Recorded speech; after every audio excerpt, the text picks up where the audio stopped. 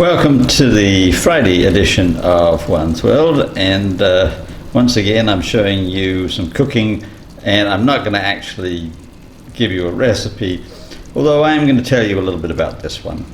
This is a cottage pie, and many of you will remember cottage pies from way back, sometimes called shepherd's pie in England, although if it's made with something other than lamb it should be cottage pie.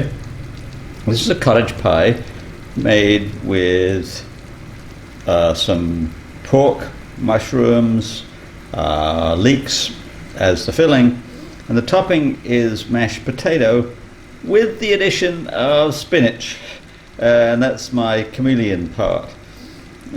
Spinach and potato would normally work as what English call bubble and squeak, and I had some spinach left over and I thought, well, I'll give it a try.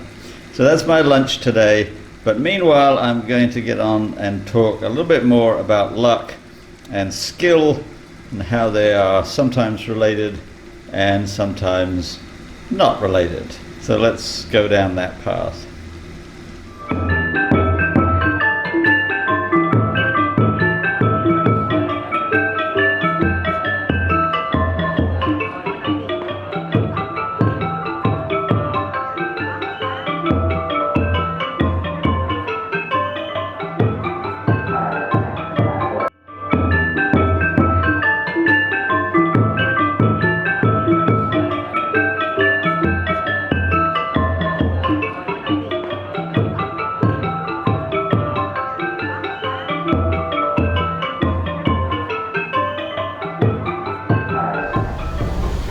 So, talking about luck versus skill is really quite complicated, but I can boil it down a little bit at the start by talking about games of chance and gambling. And I remember having a conversation a very long time ago with a colleague who I used to commute with to university. We were talking about poker, and he said something about the luck in poker, and I said, well, there's not a lot of luck in poker. If you play poker as an amateur once in a while, and you don't know a whole lot about the game, you know the rules and whatnot, and maybe you know the people that you are playing with, but chances are you're not playing for a lot of money, and you're just trying to have fun, and so you win some, you lose some, and that's it. If you're playing, let's say, draw poker, that's where you've got 5 cards and nobody can see them, and you can exchange up to 4 of them after the first round of betting. A lot is going to depend on chance. Obviously, if you draw 2 jacks minimum for opening the bets, then with some luck you'll maybe get a 3rd jack, and you'll be in good shape.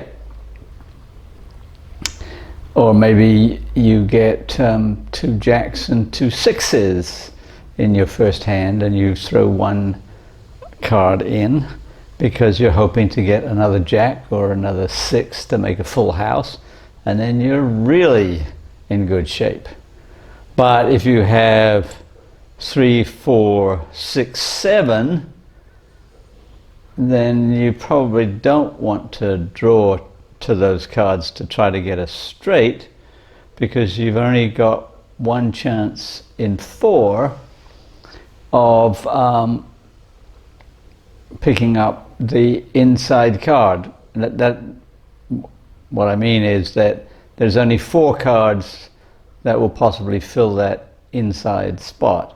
Whereas if you draw 4, 5, 6, 7, then you've got 8 chances of getting a straight because you can get a card at either end, a 3 or an 8, and so on. So all of this, when we're talking about luck, we're really talking about probability. And then the question is, what is the probability of something happening? And if it's really high, as it was in the case of the woman who turned up as a reviewer for 2 of my books without me doing anything, and she's a very conscientious reviewer, but also a fan of mine, so it was like dumb luck that she got picked twice. But it was luck. It was not any kind of involvement or what you would call skill. Well, when it comes to something like poker, there is a great deal of skill involved at the higher levels. When you watch the world championships or whatever they are, when they're playing for hundreds of thousands, millions of dollars, then it's not luck. And that was what I was pointing out to my colleague. That is one particular hand, or 2 particular hands. There may be some luck involved. You may just not get the card that you hoped for. But a tremendous amount of poker is about the interplay of betting and watching what the other people are doing and calculating what they might have in their hands, and things like their habits of betting. Sometimes they have what's called a tell. That is, when they're bluffing, they do something like they pull on the ear or something like that. It's very rare among the highest quality players because they've trained themselves not to do that. But at that level, other players will watch the top professionals over and over and over again, and they will know what cards they have, and they know how they bet depending on particular circumstances and so forth. That, combined with knowledge about the probability of drawing certain cards, is all about skill. And so the highest paid poker players are the most skillful, not the luckiest. And the same is true of the game of blackjack. It was discovered many decades ago, I don't know by whom, a mathematician I think, who worked out that if you remembered the cards that had been dealt already from a particular draw, and you looked at what was showing on the table at the time, you could adjust your bets accordingly and adjust your actions accordingly, so that you would always win. I mean, when I say always win, I don't mean you'd always win every hand, but playing long enough, the outcome would be that you would be ahead. It's known as card counting, and it's not illegal, part of the rule, but casinos, when they find somebody card counting, will throw that person out, because casinos are private businesses and they've got the choice. It's not like some kind of federal operation where you have the right to be there. Casinos want to win, and for the most part they do win, because the odds, the probabilities, are always in their favor. So that, for example, a slot machine, which a lot of people like to play, over time you will lose money. If you're lucky, that is, if just by some sheer probabilistic circumstance you sit by a machine when it's due to pay out, and you put in your quarter or your token for whatever, and you pull the handle and bing, bing, bing, 3 lemons or whatever, and you get $10,000. Well, that's just luck. If you play with $10,000, you will eventually lose it all. If you keep playing, or if you play long enough, you will lose more than you win. That's because that's how the machines are calculated to operate.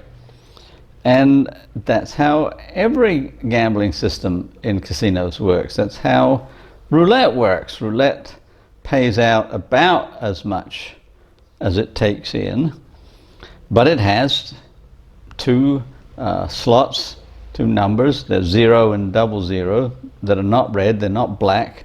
You can't bet on them. They're green. And basically, if the ball falls in the 0, the casino takes your money. That's it. Nobody wins. There are some little dodges, like if you're betting on black versus red and it shows up green, then your money remains where it is, and so that is essentially like 2 chances to lose. So you can't in the long run win with roulette. So these are clear cases where we can estimate odds, and we can calculate with skill what our chances are of winning, which overrides luck. And I think that we can generalize that point. We can say that in most things in life there is an element of luck. And again, we shouldn't count on it. Like, for example, let's say you're in high school and you haven't done your French homework and you're in danger of failing the class. Then I wouldn't rely on the luck that you get to class that day and the teacher's absent. I mean, that would be luck. But the probability, which you can calculate based on, even if it's just random, like how many times that particular teacher is sick versus how many days there are in the school year, that would just be randomized. See, here we've got another issue to contend with, that just because a teacher takes 3 sick days out of, let's say, 200, that doesn't mean that it's random. It doesn't mean that every day you have a 3 in 200 chance of the teacher being absent. That's not how it works. For example, the weather may be a factor. That when it's warm, the teacher's never absent, but when it's cold, the teacher is absent sometimes. And or the teacher's commonly absent on a Monday, or so on. That we have to be very careful about what constitutes a random activity, and this is a whole area of mathematics, most of which I don't really understand. But it's actually very hard to come up with things that are purely random, like random numbers. Your computer will have a random number generator,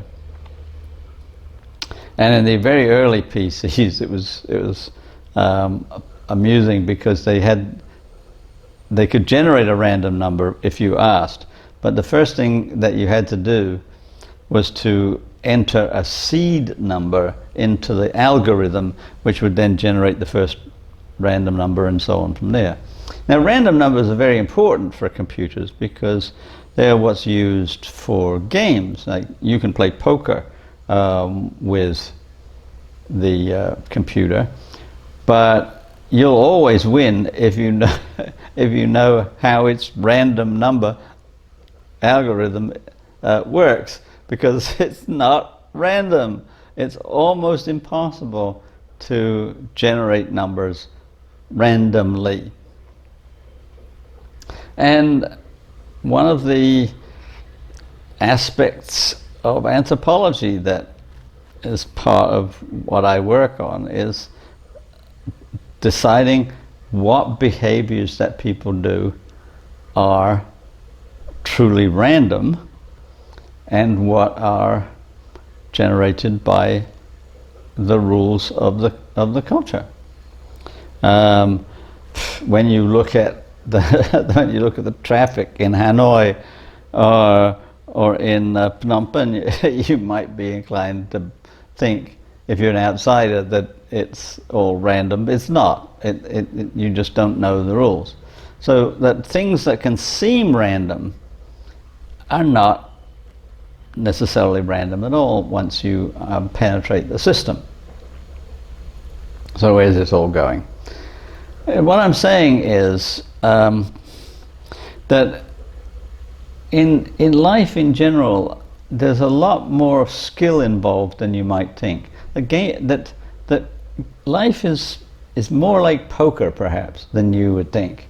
That it looks like that luck is involved, and if that's how you think, then that's how it works.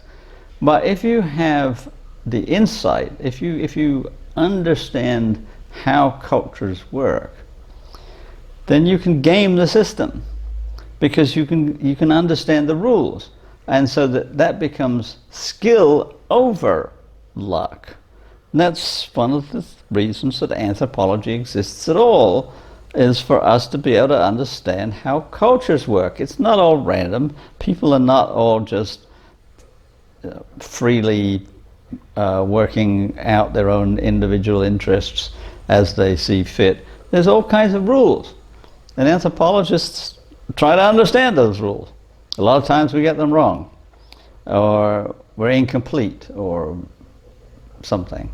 But more often than not, we can penetrate more deeply into the culture than an average person who has no sense of the rules that govern culture. So you cannot apply skill to a situation that you consider to be one of just luck if you don't understand that skill is involved. Like poker, if you think it's just all dumb luck, then it will be, except that you'll lose to skillful players. And maybe that's true in life as well. All right, so if you like these videos, please tell your friends about them, please like, please subscribe, and have a good weekend.